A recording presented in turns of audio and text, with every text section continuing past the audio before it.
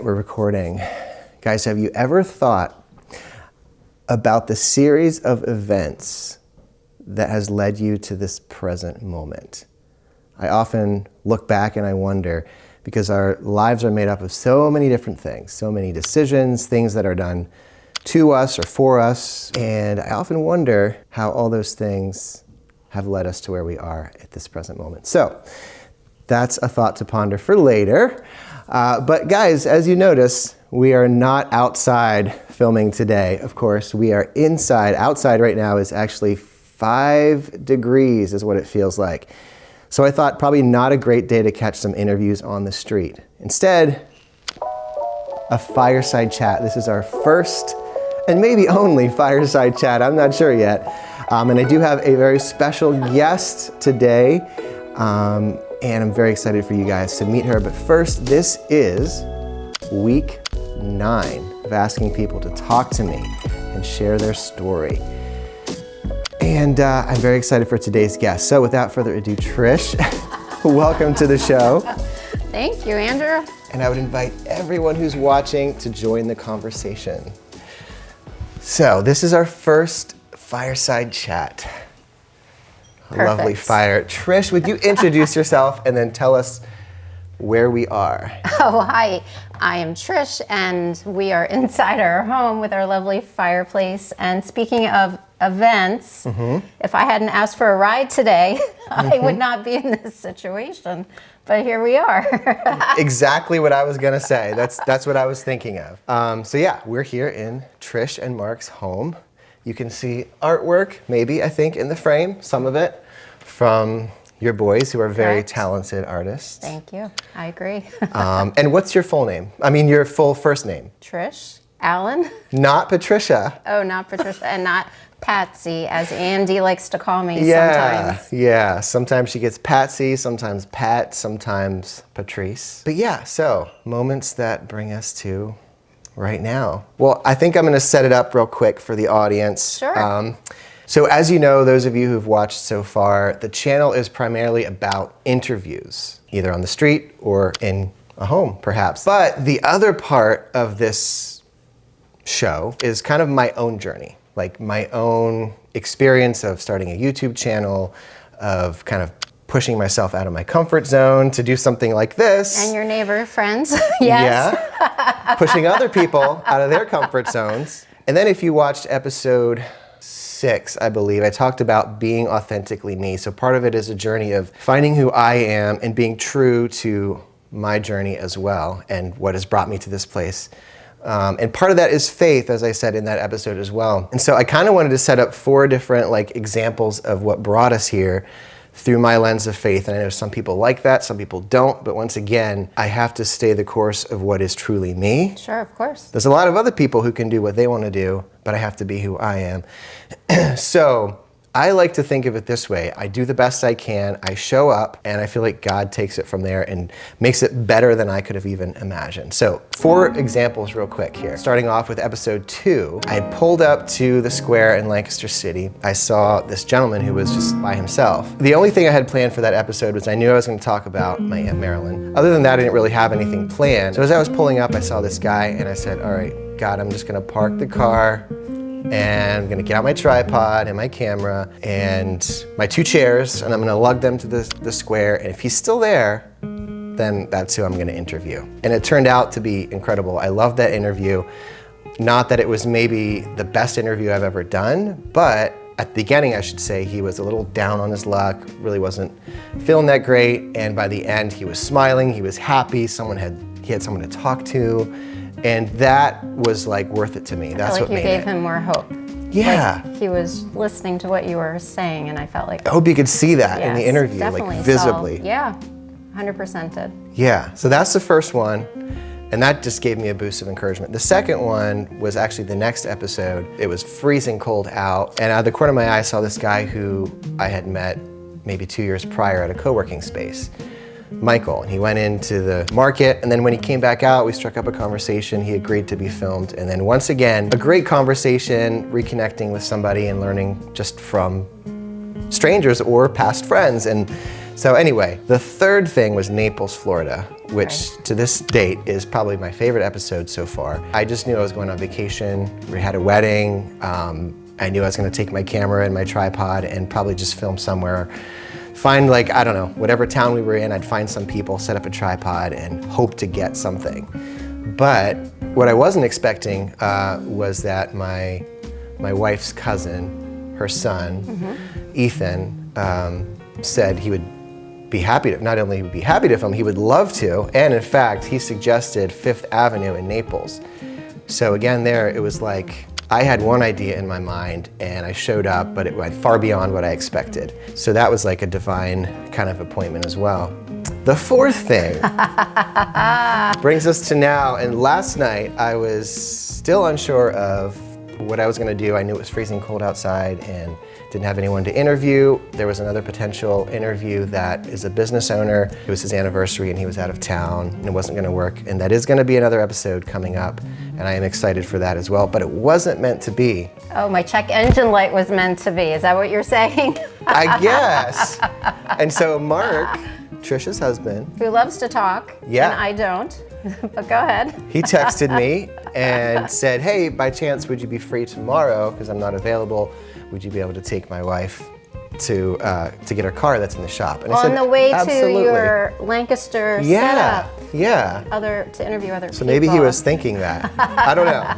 But I said, yeah, absolutely. He said, are you going to brave the cold tomorrow?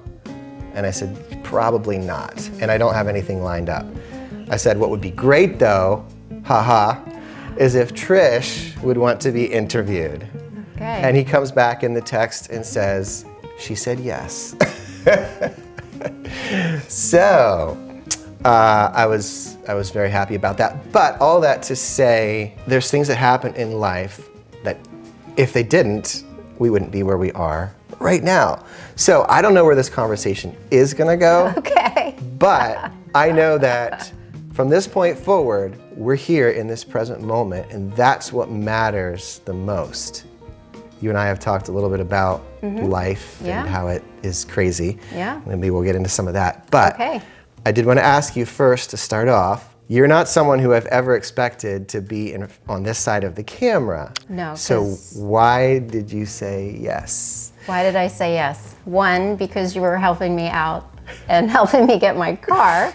And two, because you're our friends and it's the least I could do is help you out. So here I am. I appreciate that. And guys, that is the kind of person that Trish is. She is a good friend, a good neighbor. She's kind, she's loyal. She's the kind of person that you want to have as a friend. Everyone needs a Trish. Thank you. So I just want to say I really appreciate her, her family, her whole family, and especially her friendship with my wife, Jessica. They go on walks every day or at least every other day. Whether it's raining or snowing or freezing cold like it is today, they're always out walking. And I think they encourage each other on the walks. 100%, and that encourages me and hopefully you as well. Yeah, it's beautiful. Beautiful friendship. Yeah. So this show is all about connections. Well, at least one of the things it's about. So I thought it'd be interesting to remember how we first connected as neighbors, because you can be neighbors, as you know, with somebody and not connect with them. So how did we connect? We connected through my husband, and you connected first, and you brought us together, and we had a bonfire together. And I forgot the bonfire. yeah, and then some time passed, and then COVID hit, and then a lot of people were shut in their houses. Right, and then there were families that were outside playing, and that's sort of when it reconnected, because I was working full time and coming home and just in survival mode, and yeah.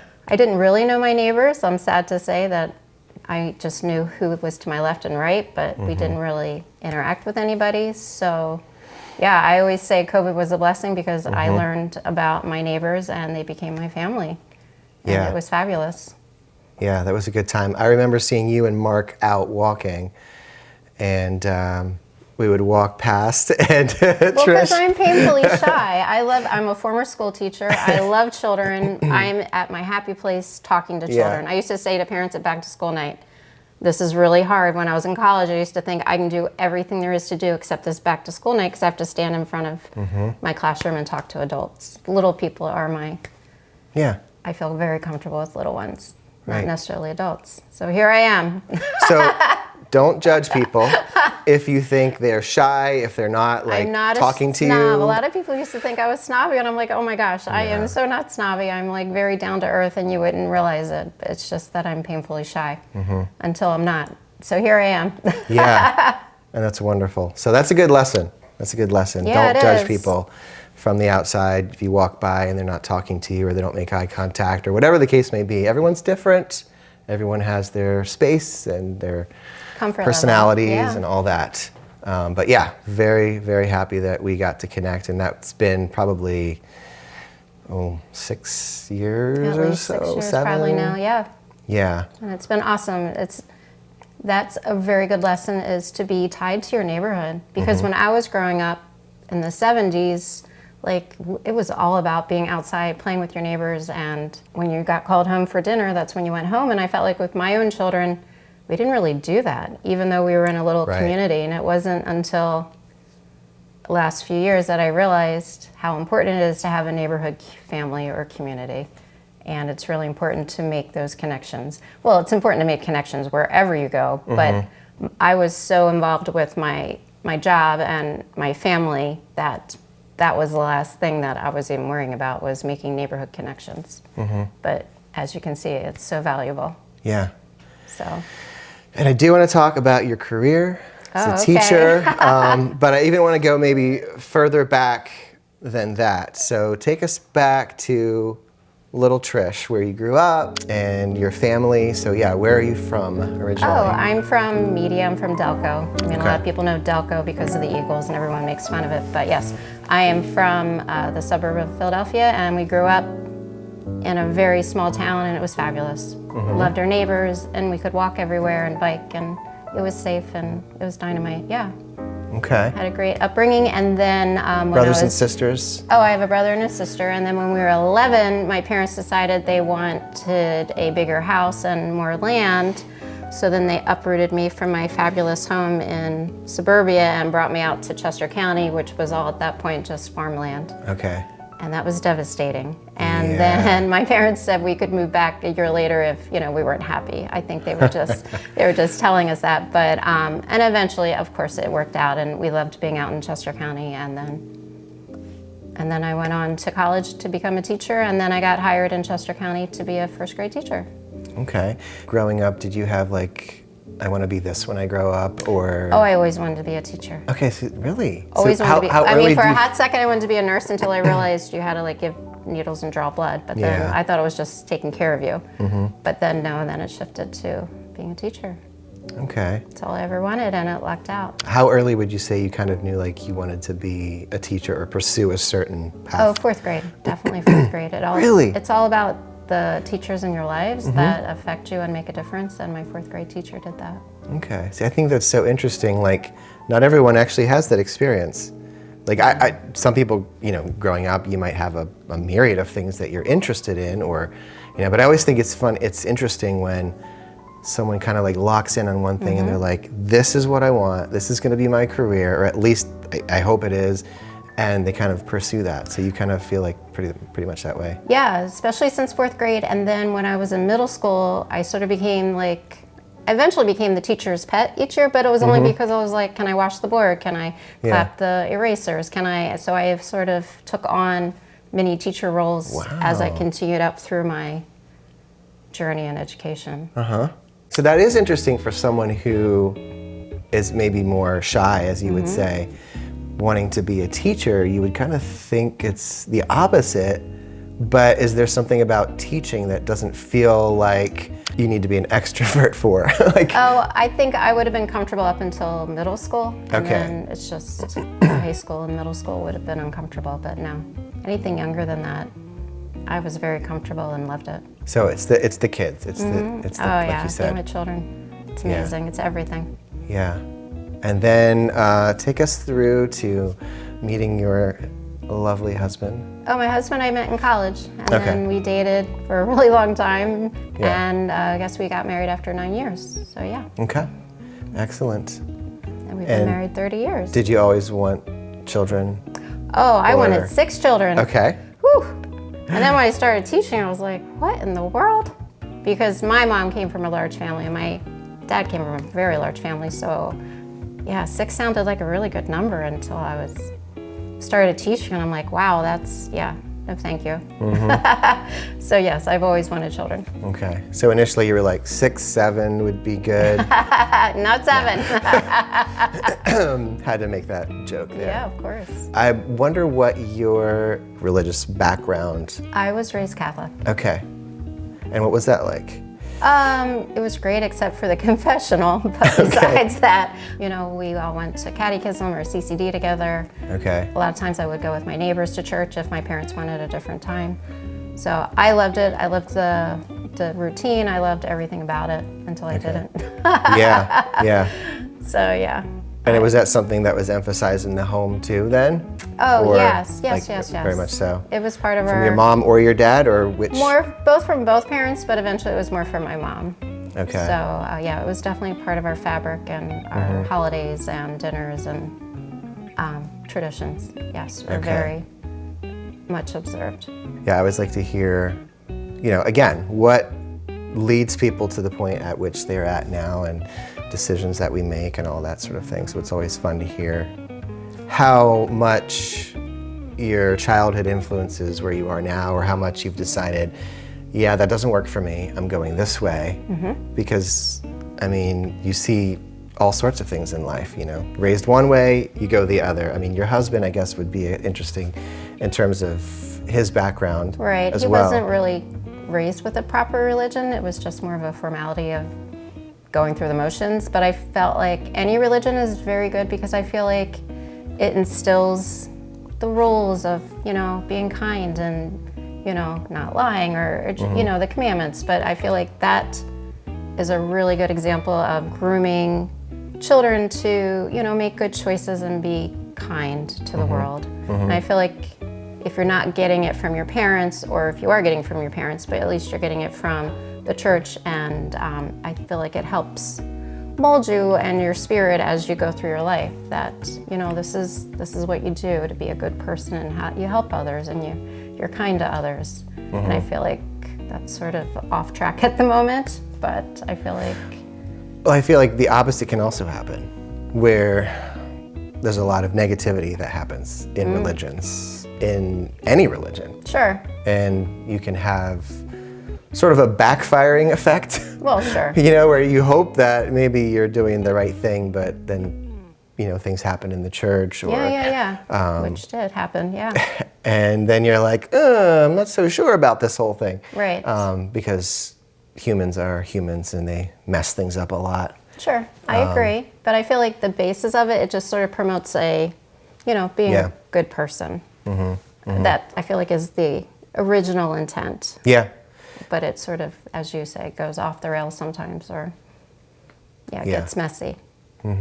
I know you and I talked in the car a little bit earlier on the way to get your vehicle. One of the things that we kind of joked about was that initially we were thinking that maybe we'd film this in the car. Sure. And it would be sort of like a, what is that show? Comedians and... Cars getting coffee. Yeah, Comedians with coffee getting cars. I don't know, something like that. Yeah, it was a Jerry Seinfeld. Show. So we thought we'd be comedians in cars getting a car. Exactly. So anyway, but yeah, the question I asked at the beginning was kind of inspired by our talk earlier in the car, off camera, and how life leads us in certain ways, and time marches on, and it feels like seasons of life that we're in now, we don't realize maybe how good we have it in the moment. And so the importance of being present and realizing that, okay, this moment right here is a fleeting moment. Yeah. And tomorrow it's going to be different. And the day after it's going to be different. We all get that. I get it. I feel like I'm beating a dead horse to say it even. But at the same time, I feel like you said, in your career, you're just running. You get up every morning, you have your routines, and you're just on this treadmill sometimes. We all do it. We're all, I get up in the morning, I have a business to run, It's just so important, I think, and I would remind our audience and ourselves to just take those moments. I think like we are now. I would say this is maybe a moment where we're just kind of pausing to be by the fire and have a little chat, a little conversation, and just kind of think about life and the importance of being present, I guess. Does that make sense? Yeah, that totally makes sense. And we were just talking about, like, when I was in my 20s and 30s, your family was intact. You still had your parents, they were healthy, but you were sort of thinking about your career and then your marriage and your own family. But once you hit your 50s, then a lot of things start to fall apart, and you do forget to take the time to realize, oh my gosh, my parents are still alive. I have these moments and I really need to take some time off and spend more time doing them, or at least appreciate them more than I do now that they're not here. But again, it's like anyone, when they talk about it, it's like you don't realize till it's too late that was, the time when you had it extra special. Yeah. So I think it's very important to, slow down and really appreciate your life. And as much as you can, I understand it's cliche, but yeah, definitely before your parents get too old, really appreciate them and everything they do for you and all the time you spend together. If your parents are living, go hug them, go tell them you love them. If at all you can. I know sometimes that's even maybe not possible, but so your parents are not with us anymore. Correct. In this life. Do you want to talk a little bit about your mom and just kind of honor her memory and what she was like? Oh, she was amazing.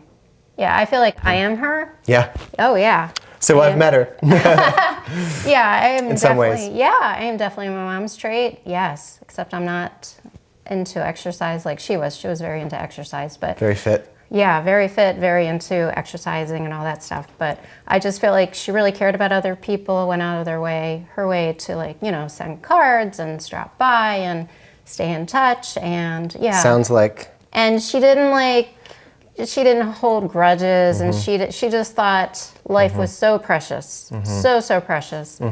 Why do you hold a grudge? Yeah. There's nothing good that comes from that. No, she did not like turmoil, and she immediately would, figure it out, solve it, and so you could move forward, because, that is so important to not hold grudges and have someone die while you're holding a grudge, or, and then it's too late. Right. So, loved my mom, fabulous person, Gone way too soon. Oh, gone way too soon from a bike accident, so, Yeah. So you just never know. I mean, they always say you never know, but right. Sometimes you really just don't realize or see what's coming before it's too late. Yeah. So I am honoring my mom by who I am. Yeah. I can as you were explaining who she was, I could definitely say that's you. Yeah. The way you said she stops by, drops off a note, things like just thoughtful things. I'm not sure if that was one of the words I used earlier when I was describing you, but thoughtful should have been a part of those. And by the way, I did think very careful about those words. I wasn't spouting off niceties. Those words were all very calculated because they're true. Oh, thank you. Yeah, so thank you for that. And thank your mom for what she passed on to you as a legacy, so that now that lives on in you and in your kids. Hopefully my children, I think my children have lots of those pieces too. Yes. I think they see how important that is. Yeah, you've raised wonderful, wonderful children. Thank you. Yeah, they are talented, of course, but in terms of spirit and just kindness, they are one of a kind. Thank you. So you guys have done a fabulous job. Marcus Allen, you've done a fabulous job whenever you're watching this. And so actually brings us to maybe, and I just thought of this, Mark was a stay-at-home dad. Right, he was Mr. Which Mom. you don't always see. I mean, you do see that, probably more now, but what was that like, and what was that decision? It was basically so I could continue working and he could work and take care of the children from the get-go, and no one would need to go to daycare, and my parents were still working at that time. So it was a win-win. I mean, it was fabulous. Seeing the boys as a role model, or the dad as a role model, and just the fact that they didn't have to go first thing in the morning at 7 in the morning to get rushed out the door, and they could wake up, do the routine. I mean, with teaching, I know most children are getting dropped off at daycare between 6:30 and 7. They're getting up super early, but I understand you have to do what you have to do. So, it was just a dynamite situation for us that Mark was willing to step up and be Mr. Mom and also work from home, and we loved everything about it. It was just a win-win, and like I said, the boys turned out wonderful, so it definitely worked out, and made a difference in our homestead. And when I would go to work, I was rushing out the door myself. So if you have to add children to get to daycare, to get to your job, that's a whole nother layer of stress. So my job was stressful enough, so I was just happy to be able to say thank you and move on to my job. So, yeah. That's incredible that worked out. Not a lot of families get to do that, and I think, just speaking of legacy and child upbringing and all that, I think that just speaks volumes that you were able to do that. And that helped with the internet, of course. So, I mean, it was definitely during that time when the internet started and you could work from home. Right, yeah. So. Mark is an entrepreneur, and so it doesn't always work out for everyone to do that, but if you have a job where you can do that, definitely a plus. So, as you see, yourself. Yes, I'm thankful that I get to work from home as well. It's one of those moments probably that as you're going through it, you don't stop to be thankful in necessarily. Maybe there's moments you do, but now looking back on it, it's like, wow, that was good. Yeah, we made the right choice, and it was a good idea. Yeah. I agree. Yeah, and then so your dad. I know your dad passed away recently. It's been 2 years. 2 years. And you, towards the end, were, of course, very caring of him. I was his caregiver, yeah. I helped take care of him. It was great. Yeah, because I retired, so it was wonderful because I could take care of him and I could homeschool my youngest son. So, yeah, that was a blessing, too, that I could retire and step into the role and spend time with my dad. Because at the end of the day, it's about the memories and not the furniture and not the house and everything else. It's definitely about spending time with them. And you can't get that back, even if you have their chair or their what have you. But yeah, I loved every minute of it and wouldn't trade that either. Yeah. So yeah.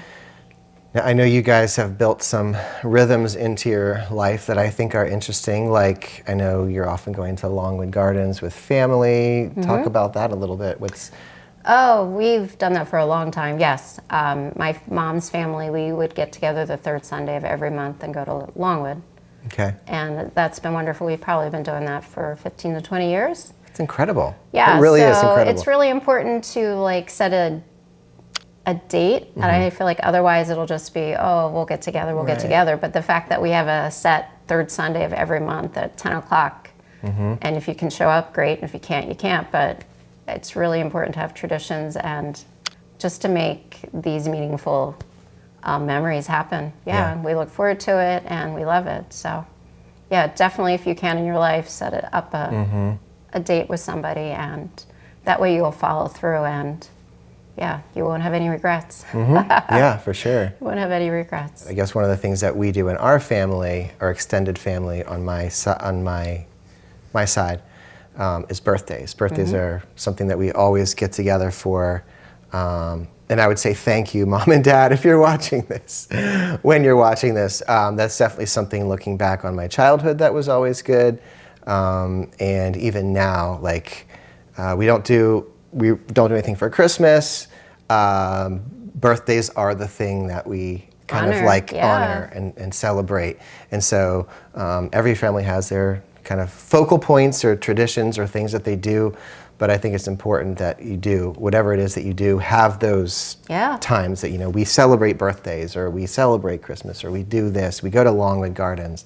And I see you still have your tree up. Yes. Yeah, I believe traditions are everything, because in Mark's family, they didn't have many celebrations.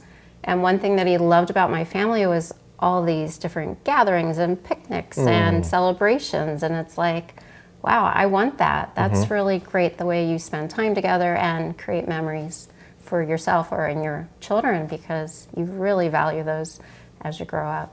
So I think that's really something each family should look into, or just, create these memories for your children, and not video games and not TV shows and not, I feel like, I know parents are busy, but I feel like the focus has gotten off track. And I can say that as a teacher, that when we had circle time, all the children just wanted to share about what video game they played or what inappropriate show they watched. And it's just like, gosh, didn't you go home and just play or celebrate or something besides, an electronic or something. So that was the one sad thing as I was retiring, the shift in how children were being raised. I understand families are busy and all that, but I just felt like they were being exposed to stuff that they didn't used to be exposed to, and they were just sort of being taken over by the phone and the games and stick the kid in front of the iPad. No matter if you're at the market or at your house or whatever. So that was just sort of,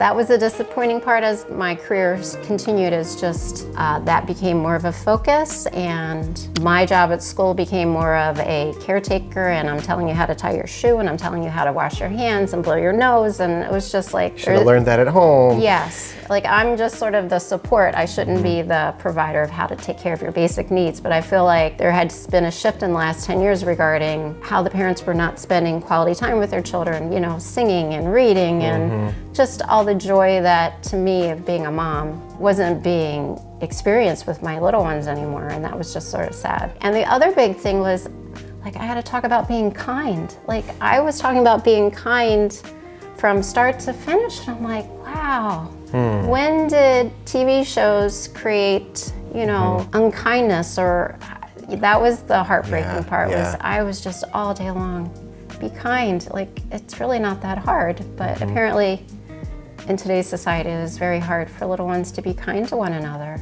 which I was just very surprised and disheartened by.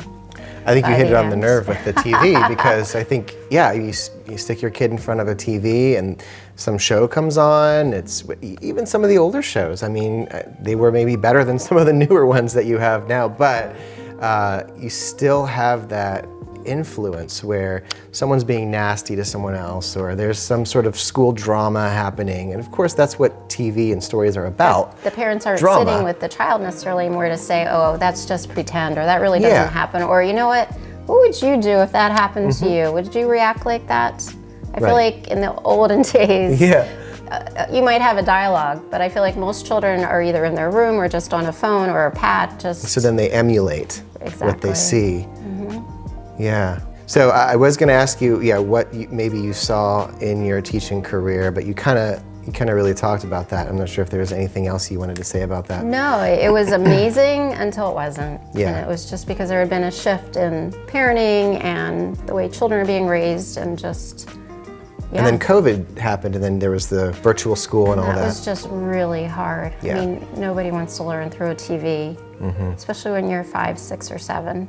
That was really hard, even though most kids were okay with tablets, but just attending, this was just really hard. It was so hard to navigate 25 children through their computer screens. And yes, you could still sing and dance and play videos, but that was very, very hard. And if the child had a really difficult time with focus and attention, they couldn't stay on for maybe more than 20 minutes at a time before they would just have to take a break or just, Wow. It was really hard. You could definitely tell the children that had some focus and attention issues.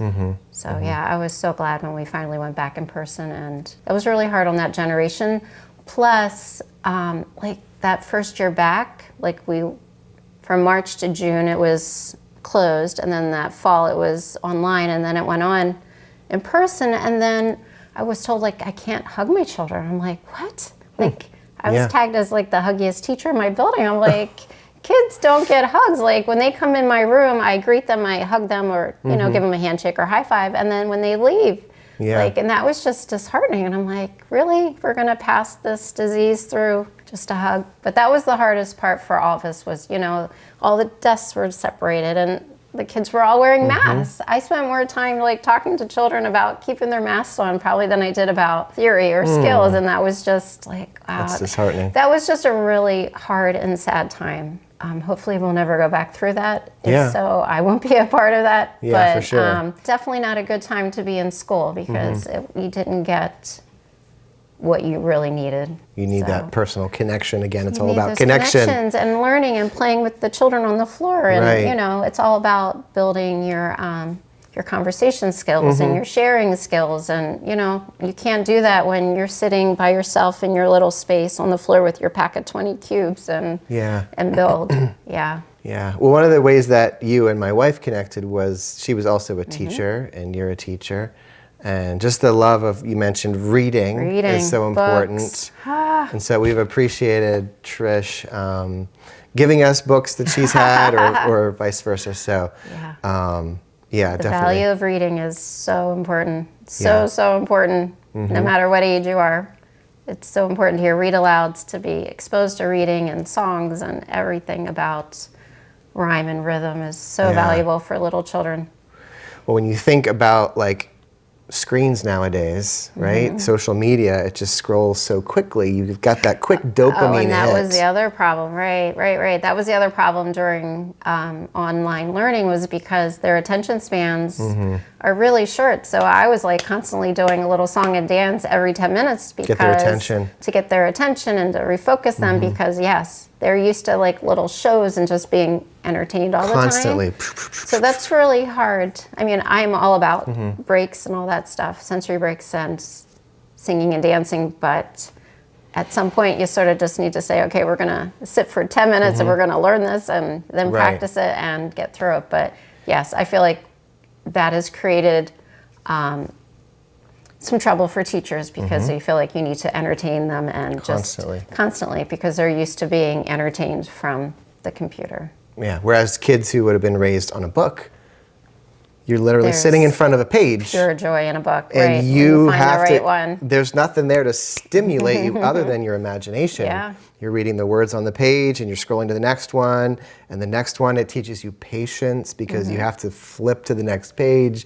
It's not instant gratification. You want to get to the end of the book, but it takes time. There's so many values. You can still cheat at the back. Sure, yeah. But the value of patience and taking your so time and much. your imagination, whereas now it's just all fed to us just in a constant motion. And even like, you know, this conversation now, I mean, people are going to probably lose attention spans watching us chat about this. And that's just kind of, unfortunately, this stage of, you know, that we're in, is that we've lost some of that attention and conversation. And so hopefully this brings one more piece of that back to our world. It's not fast paced. There's not a whole lot of cuts going on here. So if you watch this to the end, comment that you did, because you have a fantastic attention span. Gold star. Gold star, yes. A++. There we go. 2 thumbs up. Yeah. So I guess we'll wrap this up now. I know we could talk for a long time, but there's a couple questions I like to ask people. Some of it we talked about, legacy, right? Yeah. I do like to ask people, like, what's a legacy that you would want to leave behind? Kindness. Kindness. It's about being kindness. And being what would you want to kind be and being remembered loyal. for? Oh yeah, just being being a kind and loyal person. I think that means a lot to me. Yeah.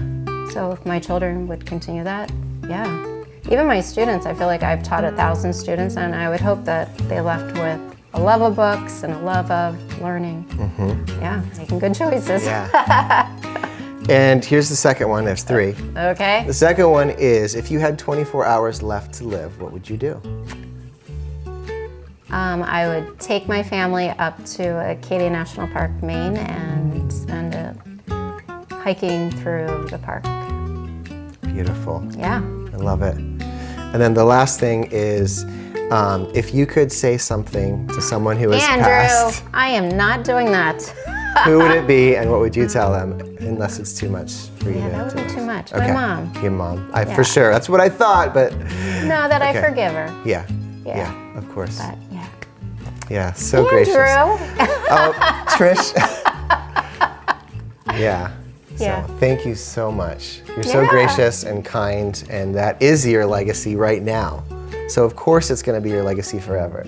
So yeah, thank you so much. I really You're appreciate welcome. Just the next time I'll ask someone else to get my car. it. Okay. Well, thank you so much. Yep. Okay. We'll do the formal handshake and the hug. How about that? Yeah. Awesome. All right. Thank you. All right, everybody, take care, and we'll see you next time.